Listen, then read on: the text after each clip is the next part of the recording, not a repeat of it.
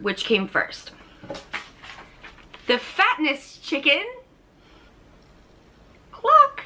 Look at this chunky clucker. Or the metabolism egg. Metabolism. Is that what metabolism looks like? Yes, it is. This is what a metabolism looks like. It's these shapes. Even the little bar-shaped one? Mm-hmm. That one too. What's the curly one? It's vaporwave. I made it. I made it vaporwave. By hand. I know we all love vaporwave.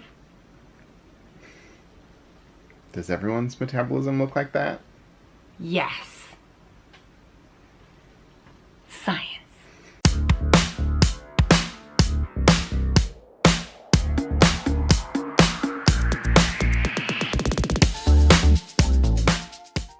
Hey everybody, it's Tony with Big T Bariatric and I'm back at you with another video. Today it is Saturday, May 20th, 2023. I hope you're having a wonderful day so far. If you could do me a huge favor, please hit that subscribe button down below. We are so close to 6,000 subscribers. I greatly appreciate it. Leave a like, leave a comment. Let me know what you think about this video. So today I'm going to be covering Thompson. I don't know if you guys know who she is, but she is a fat activist who has her own YouTube channel, who has an Instagram, who has her own website, and she talks about all things fat acceptance. But today we are covering her fat acceptance nonsense. And just by that little clip that I showed you at first, she's a little unhinged. Alright, she's not all there. And so a lot of her beliefs are also not all there. And so we're going to cover some of it. Let's kind of get right into it. This is going to be a longer video because she has several different things that she covers, and mostly it's on her YouTube channel. But she also has things on all sorts of different outlets. But we're just going to cover a few of her videos. She talks about BMI, how dieting is failure, and is it possible for fat people to lose weight, and all this stuff. But we're going to start right here on TikTok. Hey y'all, so my story is that I started following Tess Holiday on Instagram because I don't understand the difference between a model and an activist.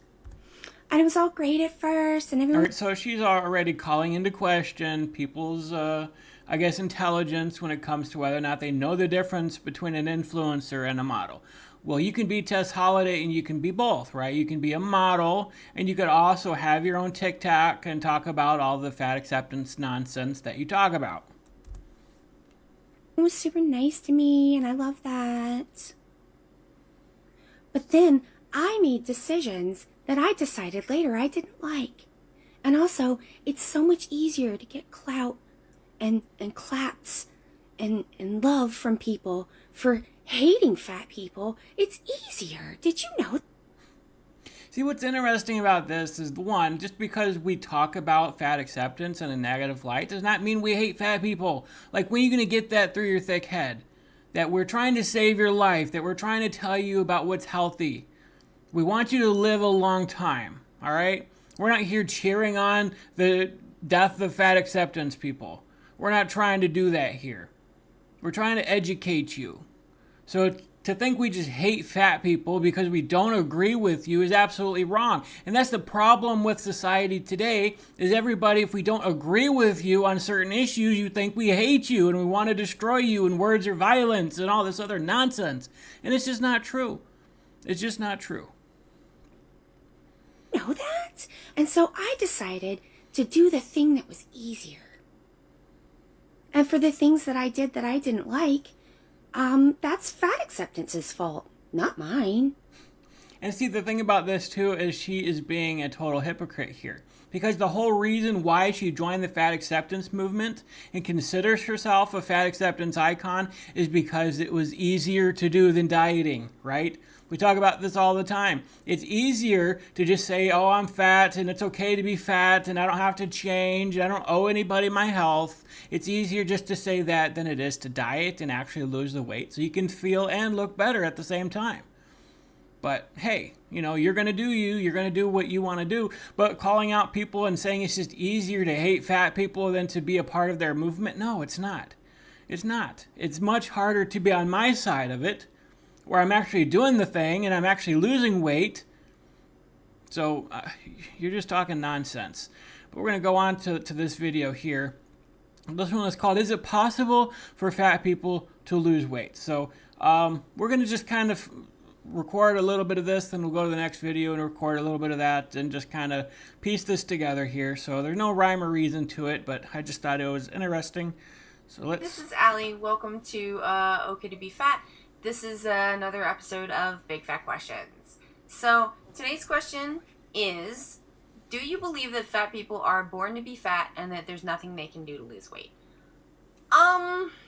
Well, to answer her question before she gets to her question, as somebody who has been big my entire life, and she herself says she's been big her whole life, it would be very easy for me to say, I've been this way my whole life, so it's just who I am. It's part of my identity. I'm a fat person. I was big my whole life. There's nothing I can do about it, and maybe I should join the fat acceptance movement. But it wasn't until I was in almost 40 years old, all right, I'm 39 right now. I had my surgery when I was 38, that I finally realized with the proper help, with a nutritionist guiding me, getting the psychological therapy that I needed to help overcome the trauma that I went through in my life, that, oh, wow, it is possible to lose weight. I can do it. And I've been doing it. I lost 100 pounds before surgery, and I lost almost 100 pounds after surgery. So that's where I'm at, where I am today. So people like her who, maybe she's tried a few diets, maybe she's tired of people telling her to try to lose weight and she just doesn't want to do it anymore, acting like that people cannot lose weight because she just doesn't want to try, is absolutely ridiculous. I think that's, this is a sort of neutral form of this question, which I appreciate. Here's the thing. Fat people is like a lot of people, right? Like this is a group, based on how we've like calculated BMI. Check out my BMI videos for debunk of that.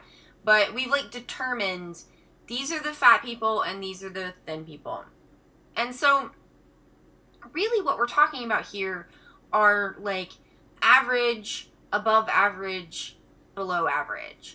So that's what the BMI thing has done, right? Like some guy, some white male out there calculated the BMI, and so everybody fits into one of three categories. You're either below average, or you're above average, or you're average.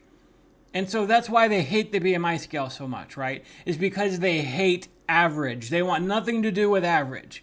They think that the whole thing is meant to push other people into being in the average category because it's some misguided illusion, I guess, of trying to make everybody be the same. And it's the modern day beauty standards, right? It's average, when that's just complete baloney. Because if you're below average, guess what? You're not healthy. And if you're above average, guess what? You're not healthy.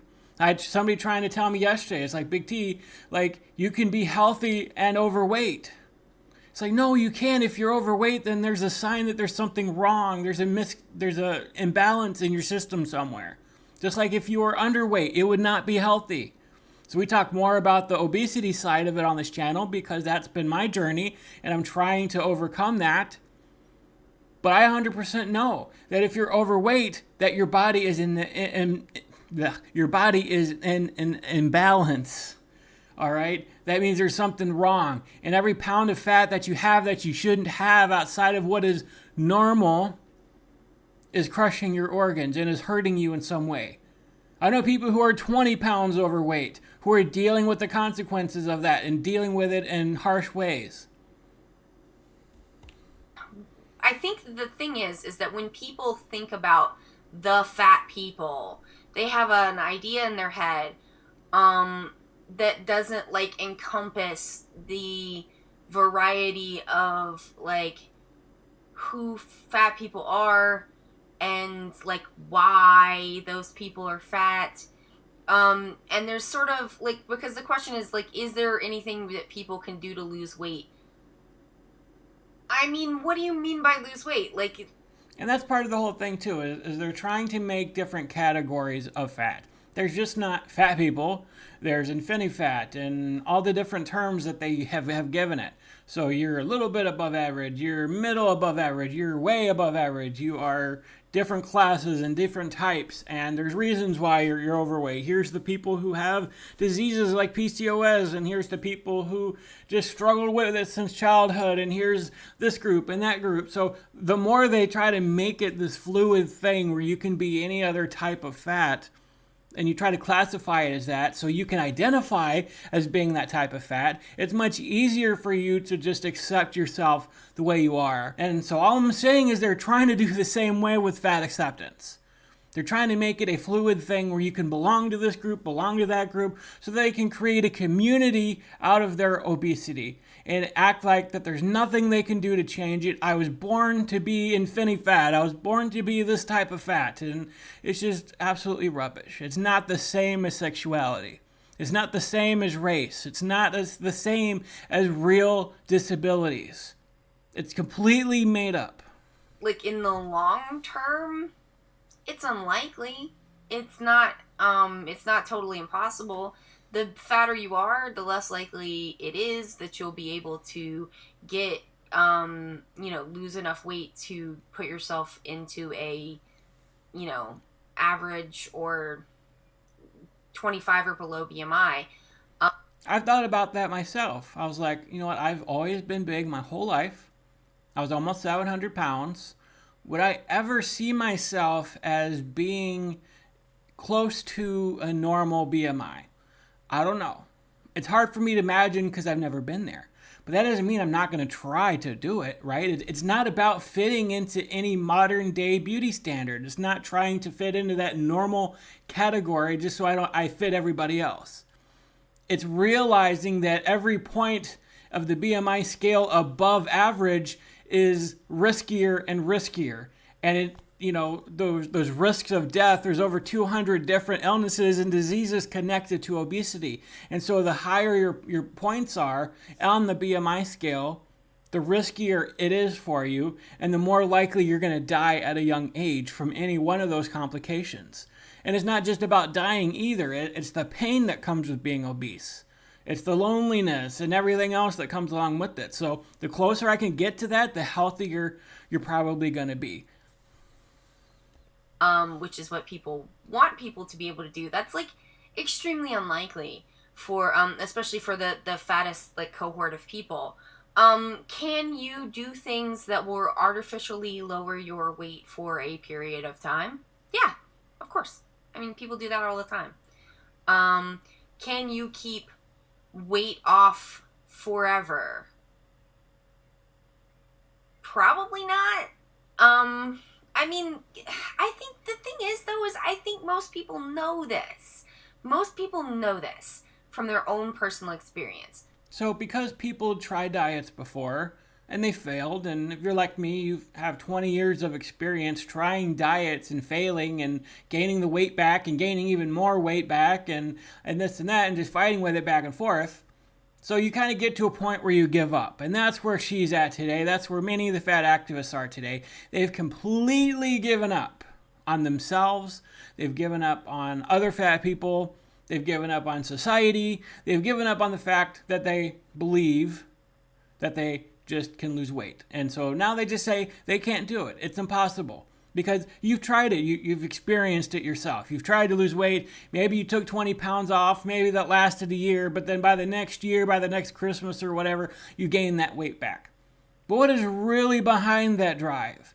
Is it because your body just wanted you to be fat so it gained that weight back? She talks a lot about the set point, I guess it's called, where your body was just meant and designed to be at a set point.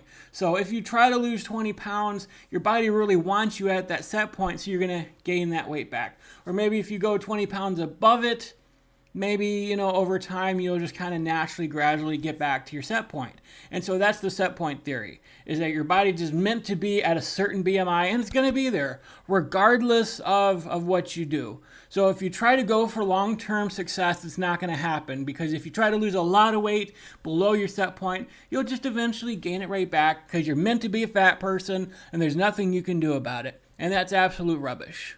All right? It's absolute rubbish. Here's the next video. Hi everyone, it's Allie from OK to Be Fat, and it's time for another episode of the Fat Activism Basics. In this video, I will be discussing weight and weight loss. I will also be using the words obesity and overweight in the context of discussing and quoting scientific studies, even though these are not words I would normally use. This is the failure of dieting. When fat activists point out that fat people are routinely discriminated against in our culture, the inevitable response is, well, if you don't like being discriminated against, why don't you just lose weight? Now, is it really okay to harm an entire group of people just because... Is it really harming an entire group of people to tell them the truth? If you don't want to be fat, if you don't want to be discriminated against, and like we said in the whole fat bill video yesterday, like, hey, if you want that job and you're too big for it and they won't hire you for it, guess what? Lose weight. And then you can get that job. Then you can do that work that you want to do. Then you can get the higher salary. Like, that's what you have to do. Instead of fighting the whole system and saying you're discriminating against me and forcing a company to hire you for a role that you cannot do physically, that they don't believe that you can perform, it's much easier to just lose the weight and try again and reapply at a much healthier weight, right? Like, it's much easier to do that, but you don't want to do that. You'd rather fight the whole system. So you're saying don't be that person because you're getting tired of people telling you to just lose the weight instead of saying it's discrimination. Just lose the weight. It's much easier. Because you don't like what they look like? I would say... And it's not because we don't like what they look like. It's not about looks. It's not about fashion. It's not about forcing everybody into a modern day beauty standard. Again, that's not what we're about. You are unhealthy at that size. You are unable to do things that smaller people do. It is a burden on society. You don't get that. But you're expecting the entire scope of society to change to form your ideals and to do things that you want them to do. Instead of the other way around, instead of conforming. You want everybody to conform to you because you think you're special and you're entitled. Say extremely no. And not only no, but that it's a wildly unethical position to take in the first place. I object to the entire framing of the issue that fat people should somehow have to prove to the people who hate us that we don't deserve to be hated. Again, it's not because we hate you. It's not because we hate you. It's because we love you and we want you to live a long time. We want you to be healthy and happy, which you clearly are not healthy and happy. It's not my job to prove to you that I'm a person. To even agree to debate my humanity is to lose, because I would have to agree that fat haters have any right to pass judgment on me. We're not debating your humanity. We know you're human. That's why we're trying to help you. We believe that you deserve to live a long time and be healthy and be happy and to enjoy your life and to do the things that you wouldn't be able to do if you got bigger and bigger. Like, that's what we're trying to do, but you take it as this huge offense. It triggers you to think that people want you to be healthy. I absolutely reject that idea. I will never agree to a framing that positions me as less than human or as somehow having to prove my humanity to anyone. So, why do a video about diets in the first place? Because a lot of fat people who are being subjected to fat phobia think that their mistreatment is their own fault. That if they could just... Your weight is your fault. See, you're trying to completely take the blame off of you. It's not my fault that I'm fat. So it's the mistreatment you get, the consequences of your own obesity are not your fault, right? You didn't do nothing to deserve it. I mean, those pesky consequences, they keep getting in the way of things. You try to live your life the way you want to, and those consequences come swooping in and knock you on your butt. And yet the way to avoid those consequences, let me hear it, people. Yes, that's right, losing weight. If you lost weight, you would avoid those consequences. You would avoid those the higher risks of getting diseases. You would be able to get those jobs that you want. You'll be able to find the partners that you want rather than forcing them to date you because you say it's fat phobic if they don't. Like, your whole entire life will change if you would just do one thing, and that's lose a little bit of weight. That's all you have to do. And the doors will open up for you. Because the consequences of not doing that mean the doors start closing. And life becomes more difficult in every way, and even ways that you don't even imagine. Just do it right. Just this once. Everything will change. They will. People are wasting their time, effort, and money on a lie. A lie that harms them and steals from them. Not just Obesity steals from you and harms you. You don't get that. You think obesity is just this, it's this magical way of living. It's unicorns and rainbows and glitter and happiness and joy because you get to eat the way you want to eat, and that food brings you the pleasure and the joy that you're seeking. That's the way you want to live your life. But then the bigger you get, the more it steals from you and it destroys your life. It's like that toxic relationship. We're going to go back to that because it's the same thing. You think your romance with this one person who's completely abusing you is so wonderful because he gives you a little bit of pleasure. Maybe you even get a little security out of it. But he keeps punching you in the face and hurting you and putting you down, and he's a narcissist and all this other miserable nonsense. But you keep convincing yourself that he's a good guy and you can change him, and but I love him. And so you keep running back to him. He keeps punching you again, and he promises he'll change, and he never does. And the more you keep running to him, the more he hurts you. And that's what obesity is. It's that toxic relationship that you don't want to leave. And the longer you stay fat, the more you're going to realize those consequences, and the more they're going to destroy you. just money, but time. The lie that with enough effort, a fat person can be turned into a thin one. Yeah, A lie that's that true. tells them their pain is their own fault. It is. That Your obesity is your own fault. The pain that it causes is your fault. You brought that onto yourself. And with some work, with some effort, you can change that. You can lose weight. I don't know what she's on. She's completely unhinged. Completely unhinged. lie must be fought, pulled out at the root and exposed. Because no matter how the weight loss industry tries to dance around the fact, diets don't work. They do. No matter how hard you try to rebrand them as lifestyle changes, diets don't work. See, a diet is just what you eat. You can have a good diet, you can have a bad diet. And I know people keep trying to reframe the word diet like it's a bad thing. Oh, you just call it a lifestyle change and it'll be easier to maintain. Well, it's true. You should consider what you eat as a lifestyle. You should pick a diet and stick with that.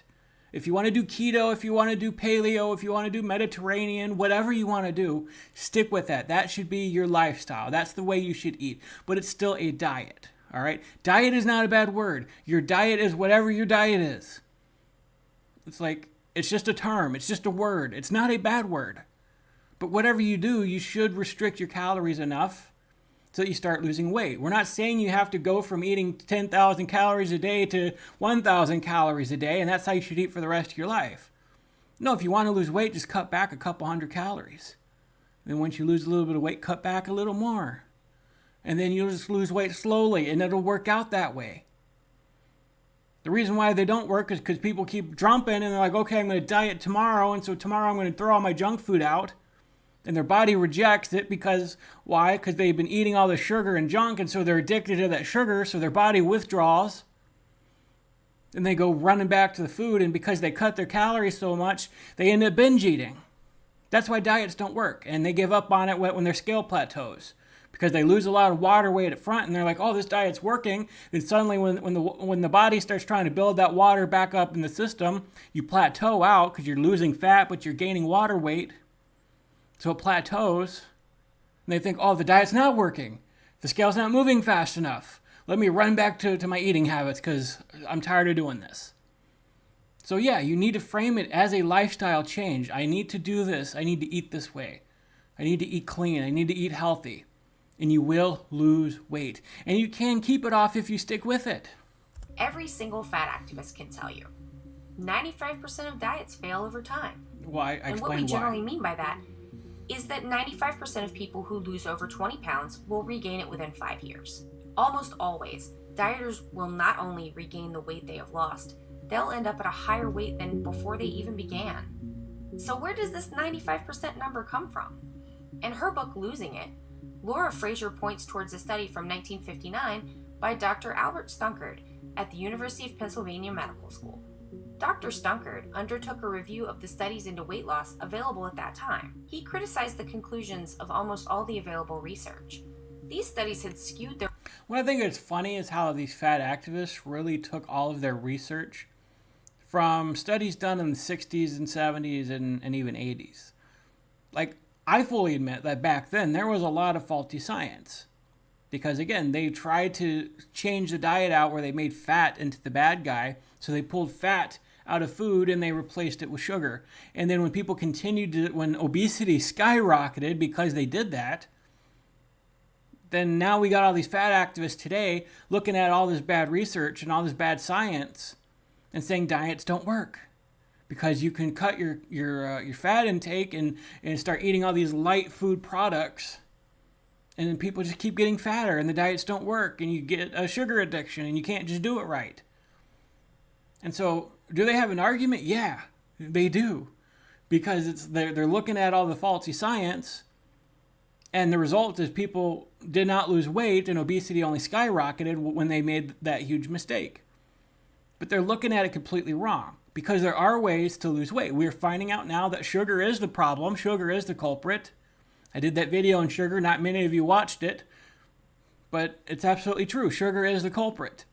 Once you start cutting sugar and carbohydrates out of your diet, you're going to lose weight, and you're going to lose it fast. And it's going to stay off if you keep eating that way. But our culture is so jam-packed with sugar and carbohydrates, it's a very difficult thing to do. Their own results by excluding people who quit before the end of the research period, or people who were otherwise considered non-compliant. Dr. Stuckert argued that if someone drops out of a weight loss program, the program should be considered a failure for that person, which seems pretty sensible.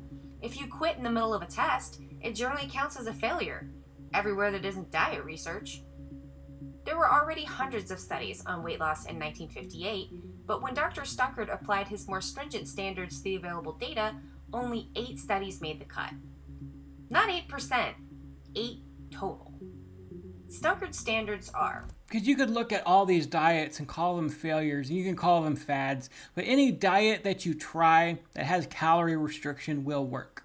It will work because you restrict your calories. That's the only thing that's going to work. Calories in, calories out. That's what's going to work. You can do that in the form of keto. You could do that in the form of Jenny Craig or Weight Watchers. You can do Slim Fast. Like whatever you do, what matters is calories in, calories out.